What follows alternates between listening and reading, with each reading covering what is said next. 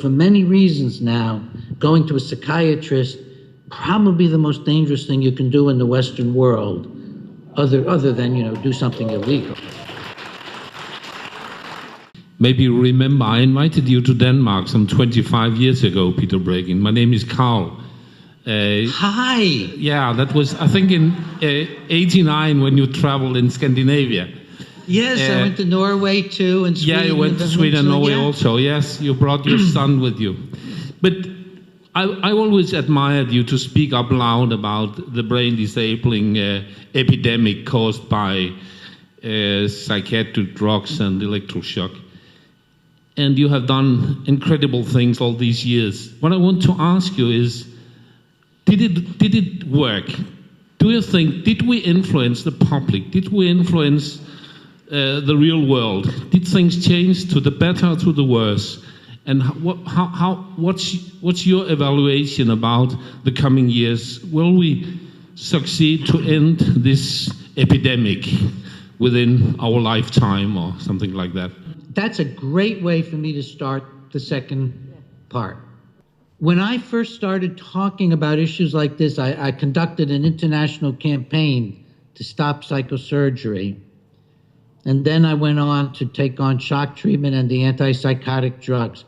When I started, times were extremely different. My life was repeatedly threatened. I had bodyguards.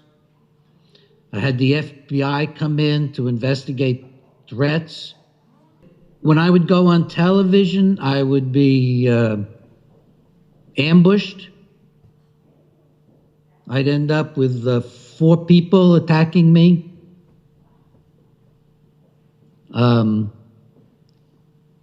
Audiences were very threatening.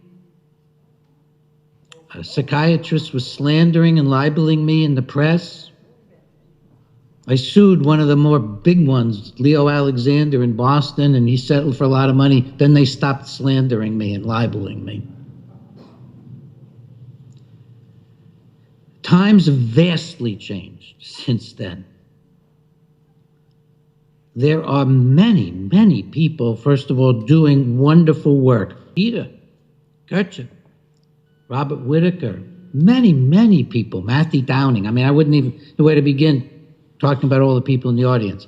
And the attitude of the public has hugely changed. In the United States, I get standing ovations instead of having to have a bodyguard. Now, that doesn't mean the profession has changed at all. And again, I think if you look at it in terms of, say, the Soviet Union or slavery in the US, as public opinion turns against the Politburo or against the slaveholders, they get tougher. They get more slaves. They get more oppressive. So psychiatry is probably the worst I've ever seen it. The most stupid, the most ignorant, the most totally at odds with Western civilization and all that's good in humanity. Completely opposed to freedom, autonomy, love, spirituality. Psychiatry is the worst it's been. It's very much like the psychiatry that took over in Germany when Hitler came. The psychiatrists loved Hitler. There were more psychiatrists joined Hitler, percentage-wise, than any other group, and that's another story I could come back and tell you. I've lectured on that in Germany, actually. So psychiatry is worse than ever. They'll start doing a lot of lobotomies again if we don't speak up. Shock treatment's rampant. But the public is so much more aware. Everywhere I go, people thank me. Everywhere I go, people tell me horror stories. It doesn't matter whether it's a man repairing a roof of my house or if it's a waitress in a restaurant. People have gotten the idea, at least in the US, that this system isn't working. But more and more people are in the system, ironically, because psychiatry has revved up and gotten worse. The drug companies are pouring more money into advertising. So you have 2 separate camps evolving now. The people who are against this whole system, or at least very suspicious of it, and the system. And both, I think, are increasing We will never change the system. You don't make the Politburo into nice people. You don't make slaveholders into freedom lovers. You have to do something to stop them. I think the most obvious way it's going to stop is people stop going. Like the song about war, what if nobody went?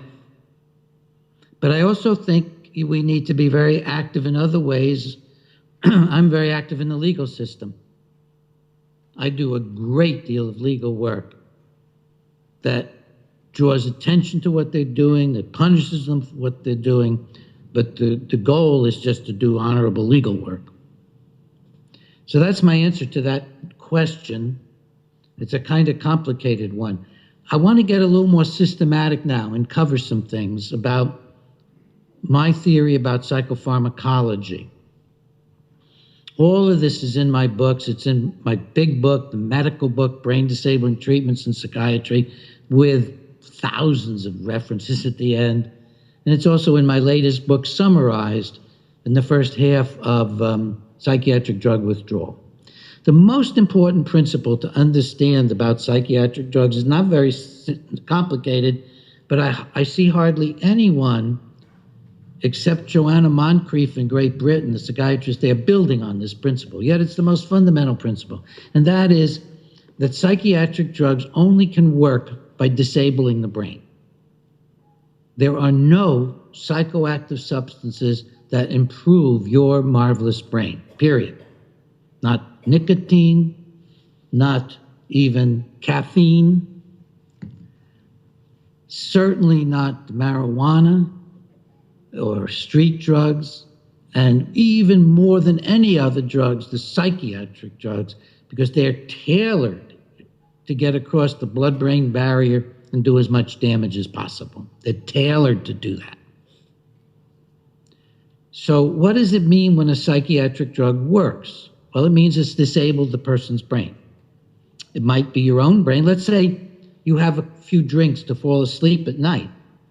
I don't begrudge you that as long as you know what you're doing, but you're doing it by disabling your brain. And it's no different if you take some benzos to go to sleep at night. They affect very similar neurotransmitter systems. So that's the basic, most important principle about psychopharmacology. And I hope all of you will begin to use it more when you write and think and talk. As a part of that, a corollary to that, is that no drugs improve brain function. So all the psychoactive substances disrupt it and no drugs improve it. Now, why does a disability get to be seen as an improvement? I'm going to go through the various classes of drugs and talk to you about that. But first I want to cover two other principles that will go into your understanding. One principle is what I call medication spellbinding. When I write about it in scientific articles or in my books, all my articles are on my website for free. When I write about it, I call it intoxication anosognosia, not knowing you're intoxicated. When we take a psychoactive substance, we lose our capacity to judge its effect on us. Any of you who have ever been at a party where everybody but you is smoking marijuana, you'll find that the profound statements being made are absolutely silly, and the cookies don't taste all that good. It's all the misleading effects of the drug. The person who thinks they're the life of the party on alcohol may be ruining their business and social relationships. Alcoholics commonly drive cars believing that the drug really doesn't impair them. It's the same with psychiatric drugs. I often will see a couple and let's say the husband will say, I've been doing better since I've been on antidepressants the last couple of years. And I'll notice there's a little flatness in what he's saying. Doesn't have that sparkle of the human treasure there. And maybe his wife will say, well, you know, honey,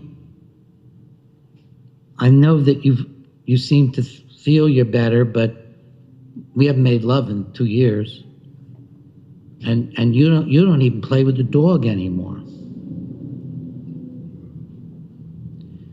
The man, meanwhile, all he knows is that he's had some relief of pain through the anesthesia. Really, it becomes apathy and indifference, often long term, from the antidepressants.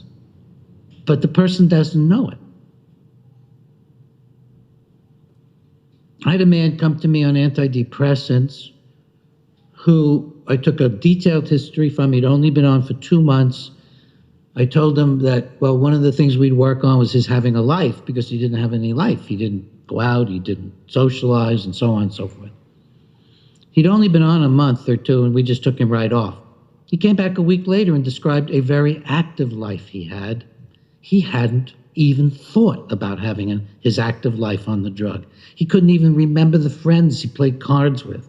Not that his memory was gone, his engagement was so gone with life, he couldn't describe the fact that he actually had quite an involved social life, even though he was single.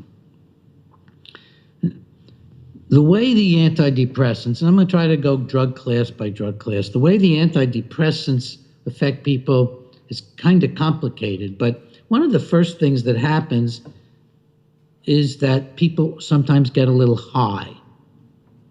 I'll read a medical report and it will say, the patient came in after a week on the drug or 6 weeks on the drug and says he's never felt better.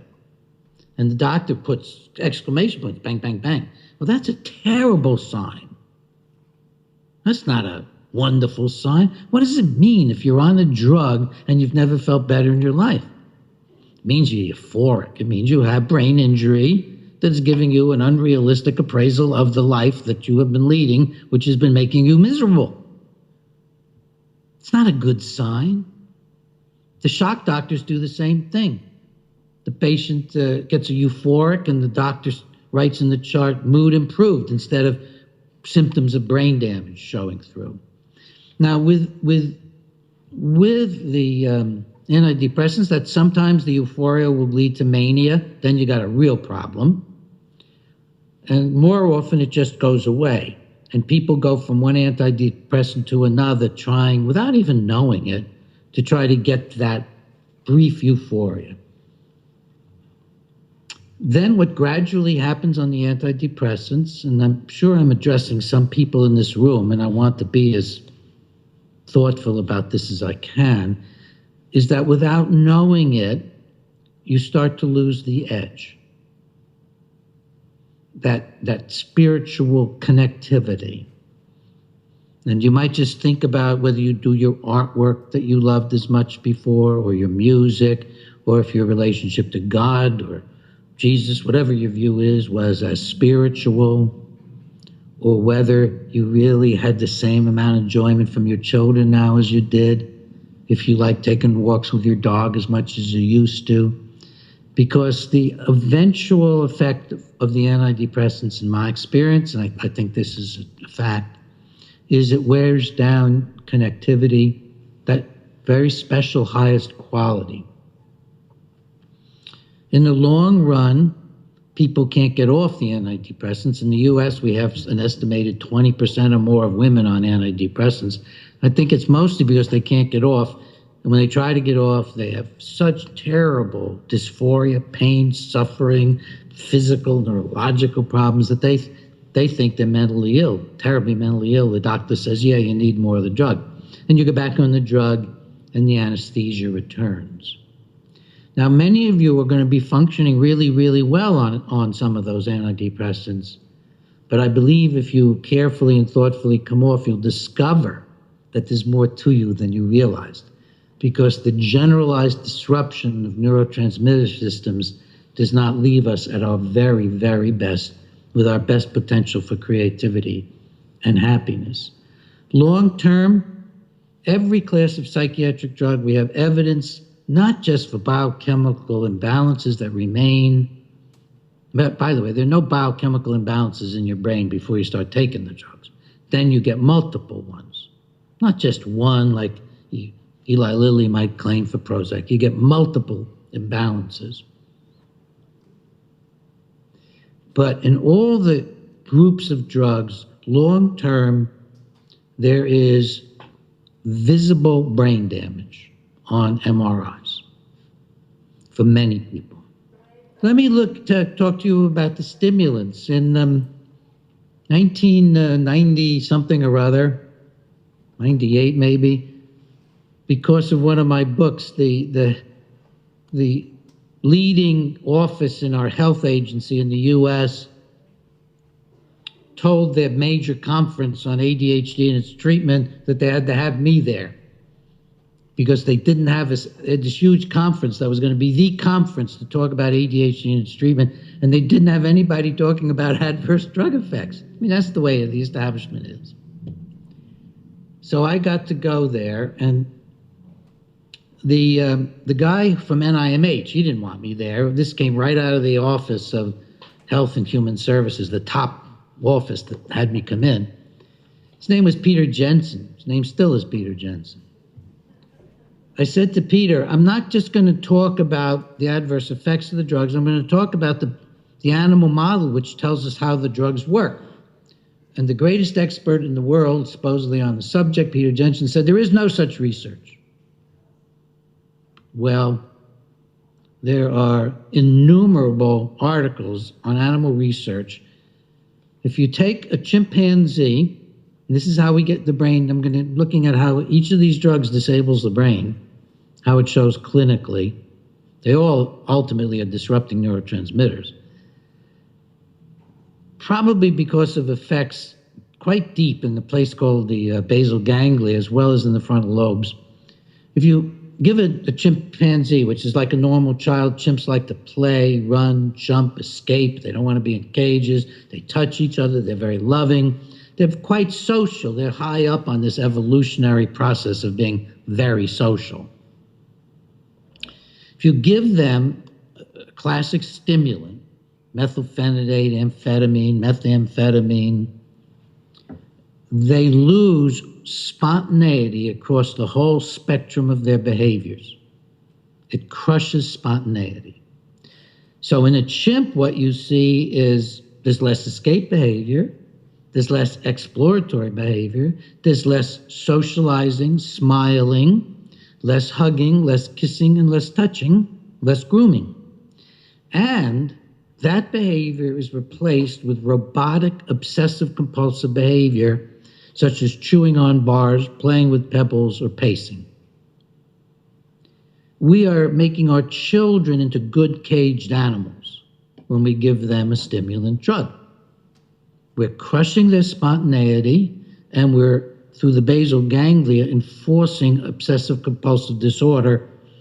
There was a study done at NIH of their own elementary school there, where all the kids are on drugs.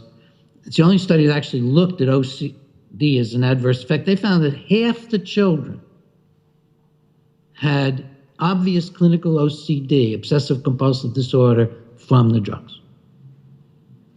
And of course, since they were, quote, doing better, they'd all lost their spontaneity too. That's the sadness of Western education. In the U.S., teachers always rate children improve when they lose their spontaneity on the drugs. So it's very, very clear how the drug works. In this case, it's not for the child at all. Of course, the diagnosis doesn't even include ADHD, anything like child suffering, child unhappy, child anxious, child depressed. No, it's child doing things that annoy teachers. That's how this was evolved. It's just a list of things. Talks out of turn, squirms in seat, things that annoy teachers. Well, you can flatten all that. He won't throw spitballs at little Janie anymore. Janie won't send a note to her girlfriend. This is a crime. This is not a mistake. This is a consciously developed crime. There are no studies that show that stimulant drugs help anything. All the studies show is that for a few weeks you can suppress behavior until the brain fights back. We've got the massive MTA study that was a criminal attempt to try to show the drugs worked, and they couldn't even do it. They couldn't even do it with millions of dollars invested. The drugs don't work. They don't improve any quality of the child's life. And they cause horrendous problems from permanent tics to heart disease to stunted growth to psychosis. When Adderall XR, I don't know if you have the equivalent of that, that's the amphetamine mixture that's long-acting. When it got approved in the US, and we lead the way for all of you, they studied it for 3 weeks. Our FDA approved it on a basis of a 3-week study. Why did they only go 3 weeks? Because they don't work. Don't you think they'd love a 6-month study to brag about and take the market away from everybody else? Instead, they do a 3-week study so they can avoid showing the drug doesn't even suppress behavior, but it ends up causing disturbances after a few weeks. Children universally don't like the drug, but children universally, even when they're angry and mean, want the approval of adults. So when they see that the adults like their behavior better, the children say that they want to take the drug sometimes. They'll say that. But they don't tell you that they like the drug if you interview them. Parents are simply bamboozled. This child abuse is not because of the parents, it's because of the drug companies and the prescribers and anybody else who stands by and watches. We now have studies that, and I give the sites briefly in psychiatric drug withdrawal, following the first children in America from the 1970s, boys whose teachers thought they were mildly hyperactive and whose parents thought they were fine. And they got started in a free clinic, makes it a federal crime, on Ritalin. Now, 40 years later, they have very statistically significant increases in every bad outcome you can measure. Suicide, crime, mental hospitalization, imprisonment, drug addiction, depression, suicide, and on brain scan, they have atrophy. Now, the people who do the study say this shows you that having some hyperactivity is a disaster. That's how sick they are. Now, what caused this? Not a few years of Ritalin. That can do a lot of damage, but not that kind of damage.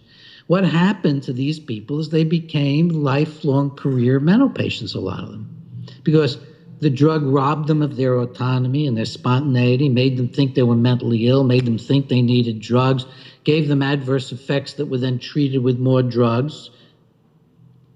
Many of these patients, unlike the controls, were so fat they couldn't even get in the scanner.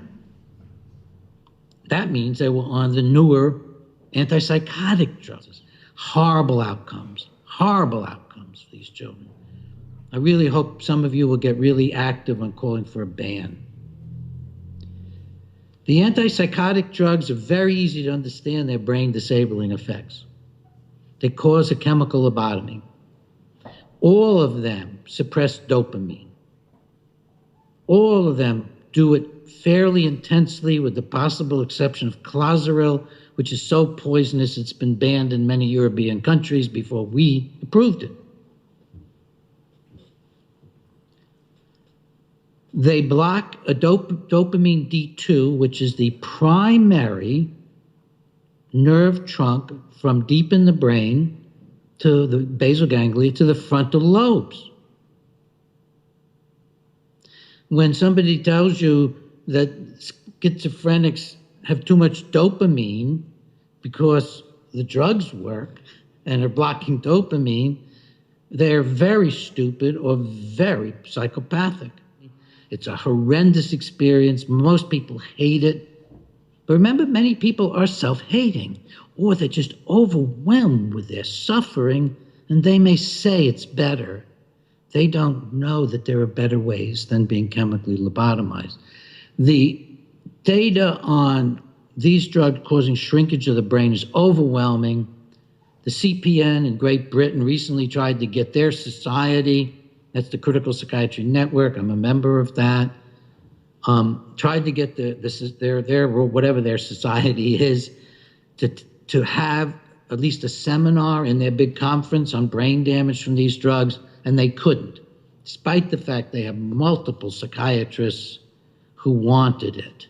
The mood stabilizers, just using lithium as an example, it is so toxic that when it was used in salt shakers in the 20s, it killed people.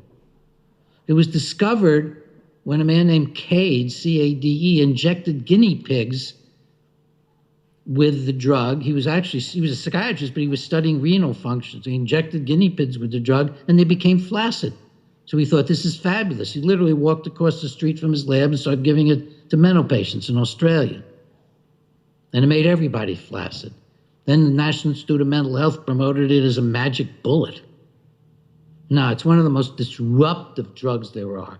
The other mood stabilizers, most of them are anti-seizure drugs. They're basically sedating people and suppressing brain function. That's all my colleagues know how to do, is suppress, suppress, suppress. Damage, damage, damage. Whether it's drugs, ECT, or psychosurgery, disabling the brain, destroying brain has been a part of our history. We used to openly acknowledge it. Used to be able to read in textbooks about all the damage until I started quoting it in public books. And they stopped. I've actually changed the whole way they write. Finally, the benzos, they're very easy. The benzodiazepines are anesthetics. If you give enough of them to a person, you could do major surgery on them. When you feel less anxiety on a benzo, it isn't because your anxiety has been suppressed, it's because all your higher function has been suppressed. Anxiety, as the existentialists have tried to teach us, I don't actually believe in them anymore, but they're wonderful for when you're young.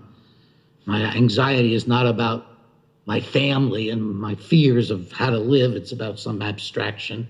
It's not. It's about our social relationships. Anxiety is a very higher function, so it's one of the very first things to be flattened by the benzos. That pretty much covers the drugs. The benzos are horribly addictive. All the drugs have withdrawal reactions. Every drug, because the brain fights every drug. The brain doesn't say, whoopee, my dopamine is suppressed. It tries to get dopamine hyperactive, which produces tardive dyskinesia and severe withdrawal reactions, both psychological and emotional. The benzos is like withdrawing from alcohol. You go into the DTs. Withdrawal from the stimulants, you crash into depression. One way to think about what does a drug do on withdrawal is to think of what would the opposite of the drug effect be, because the brain's trying to do the opposite. So if the drug jacks you up like a stimulant, and like many of the antidepressants are very stimulating on some level, you may not even feel it, but they are jacking things up. So when you come off stimulants and antidepressants, the most likely thing that's going to happen to you that's very dangerous is suicidality and horrendous depression. And because of medication spellbinding, you need to tell your patients this every day. Because of medication spellbinding, they won't think, oh, I'm depressed because of the drug. They won't even think it even though you told them. They will be spellbound and think that life sucks and they should die. So you have to just keep in touch with people when they're coming off meds. They need to have a whole support network. If you can get one going with them, they need at least one person talking to them a few times a day. If you're doing serious drug withdrawal, that is people who've been on for months and months or on multiple drugs. So withdrawal, expect the opposite effect, but don't be certain, because you never know. I tell people, if you get any weird feeling, I don't care what it is. I don't care if it's an ache in your big toe and you think it's gout. You get any odd feeling during withdrawal, call me. Because it might be drug withdrawal. Because you've disrupted multiple neurotransmitter systems. You can't just block serotonin reuptake, the famous SSRI model, because when you block serotonin, other nerves start working overtime to compensate. The whole brain gradually goes out of whack. And eventually you're not even reducing serotonin in the brain because the brain's jacking up its serotonin production. So you got all these compensatory mechanisms, and they lead to serious withdrawal. There are very good studies that actually show that your odds on having a manic attack when coming off lithium are greatly increased during the withdrawal period. So you get manic withdrawal from lithium. Then the doctor says, oh, you've got bipolar disorder. But you might say, but doc, it's 20 years, you know, and I've hardly ever had a bipolar in my life. And now I start lithium and I come off it and I've got another attack 2 weeks or a week later. But, you know, patients, even when I'm a patient, I don't have the wherewithal to make these clever observations with the doctor. You tend to give up authority in the presence of the doctor. A main point about psychiatric drug withdrawal as an outpatient, that's what I'm talking about, is you go at the patient's pace, not yours. You go as slow as possible, and I describe in the book there's many ways to go as slow as possible. Most of the antidepressants, for example, come in fluid form, eyedroppers. You know why they did that? So you can give them to infants. They don't do things for good reasons. They do things for marketing reasons. Actions. I could probably stop there. Go ahead. Oh, you could hear me? Yeah. Okay, because we only have 10 more minutes. I would like to ask you about two things, Peter. One of the things you write in your books, which I find incredibly important, is if you get a patient that has taken marijuana or LSD or heroin, and that patient is psychotic, then you don't say you have schizophrenia. But if you have a patient who is on a psychiatric drug that develops a psychosis, then you say, oh, now you also have a psychosis, so I need to add an antipsychotic drug. So this you have alerted people to. It should be forbidden to come up with new psychiatric diagnoses when you already get a drug, because it could be a side effect to that drug. I mean, there are people here who would like to ask you, I have asked my doctor to have this drug withdrawn, and my doctor says I should just go on. What does a patient do in that situation? In our country, what I recommend is you get a therapist to help you with the suffering that you go through during withdrawal, and maybe a GP, a general practitioner, because your psychiatrist won't, to help you slowly withdraw from the meds, and give them my book to read. By the way, it is so common now. I just saw a patient who was, the parents decided to bring her to me instead of right into a mental hospital because she had become schizophrenic and was hallucinating. And what were her hallucinations? Well, since starting on an antidepressant, she was seeing bugs on the wall. Well, in the old days, we knew in the 1960s that if a patient was seeing little tiny things, they had an organic psychosis caused by drugs. We knew that. Everybody knew that. The DTs, you see little bugs running around.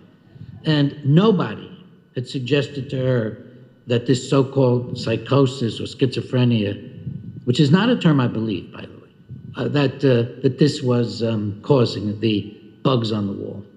It's very bad out there, folks. The psychiatrists are the most ignorant people on the face of the earth now.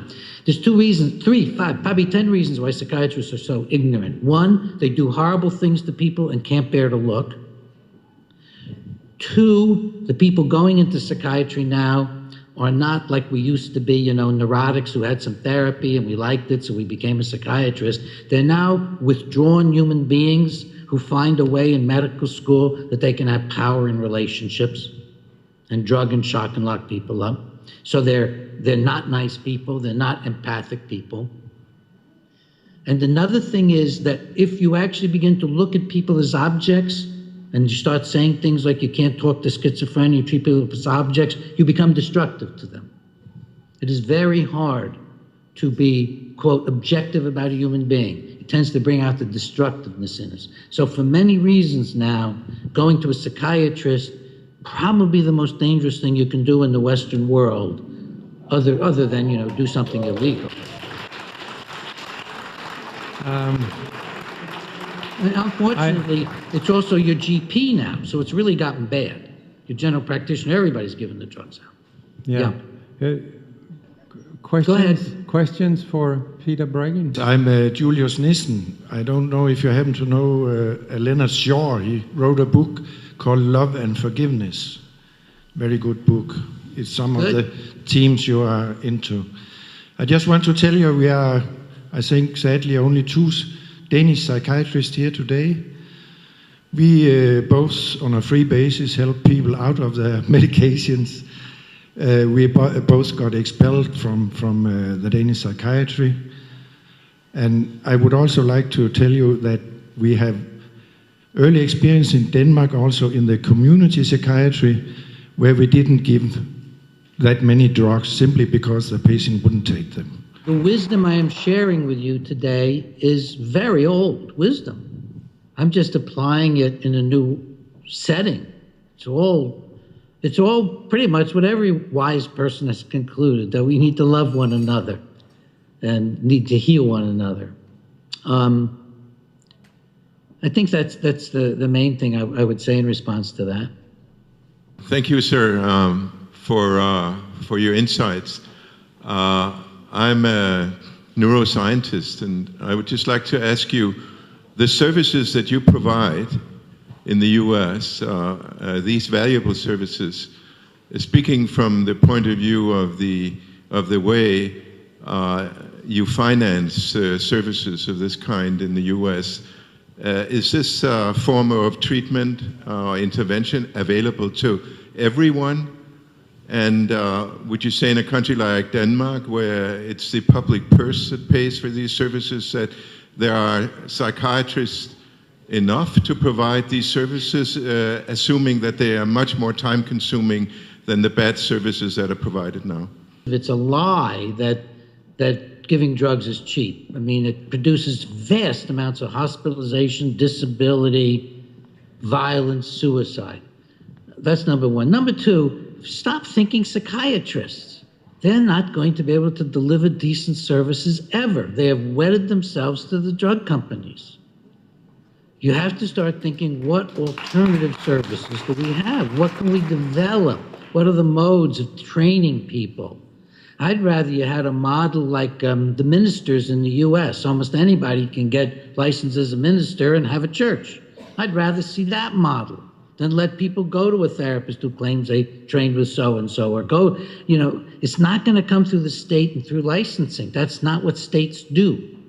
It's going to have to be grassroots, people developing much more inexpensive ways of doing therapy. If we opened up to a whole variety of kinds of people doing therapy, therapy would be cheap and plentiful. In fact, in America, psychiatry is vastly declining because students don't want to go into this awful profession. They see it, and the only ones who want to go into these withdrawn, unable to relate to people who want to manipulate and control.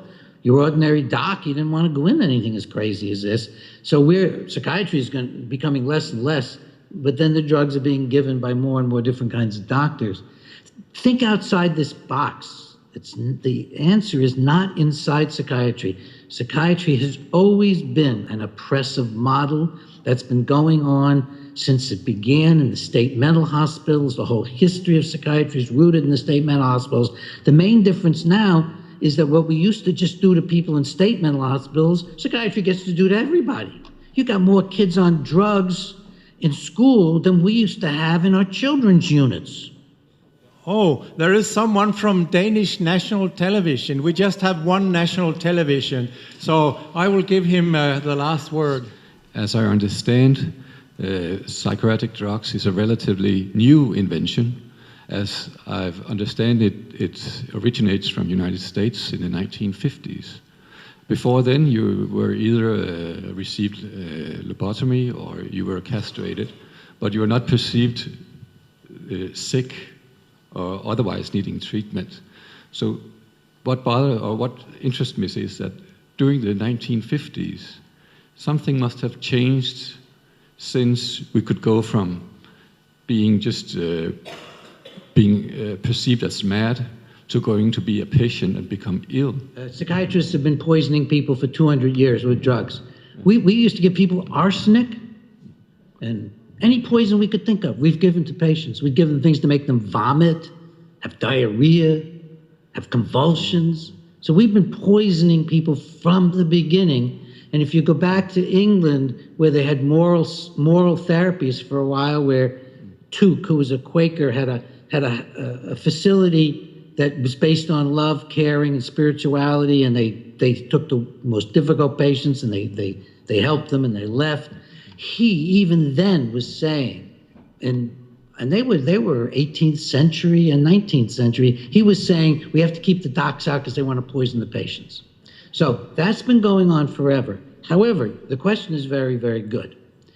I think that the first turning point was Valium, because it provided a drug that in one dose could make you feel better, just like alcohol without the stigma. And so instead of, and it was directed at housewives and advertised to housewives, it was called Mother's Little Helper.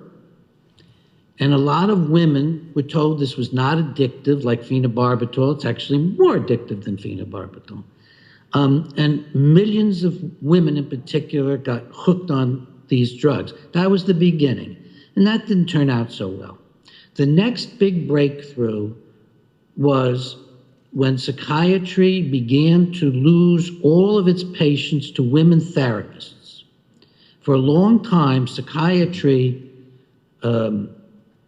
had the power to say through the insurance companies, if you're going to go to a psychologist or a counselor or a social worker, you must also see us and be supervised. The insurance companies gave that up in the 60s.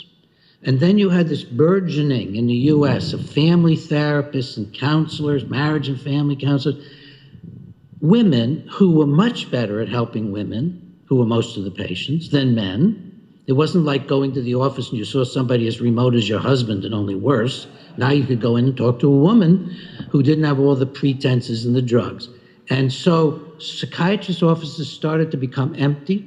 The American Psychiatric Association was losing membership because doctors didn't even have enough money to be members, psychiatrists. So, and I've traced this in toxic psychiatry from the minutes of the American Psychiatric Association. They literally got together and said, we have to change the whole model. All illnesses are medical.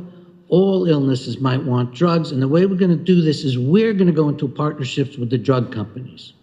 Well, the drug companies leaped with joy and promptly took over psychiatry and medicine. And starting in the 60s and 70s, American medicine, first mostly with psychiatry, but now all aspects, were taken over by the drug companies, and the issue became marketing. Market to adults, you run out of that. Market to children in the US, you run out of that. We'll go to Germany and Australia and England, run out of saturate them. Well, we'll go after the Danes and the Norwegians and the Swedes. All marketing. I think that's a brief history. Does that make sense to you? Thanks a lot. Okay. Thanks. Okay. So, thank you again, Peter. We will draw to a closure now. Okay? Thank you a lot. Thank you. I'll bleep out.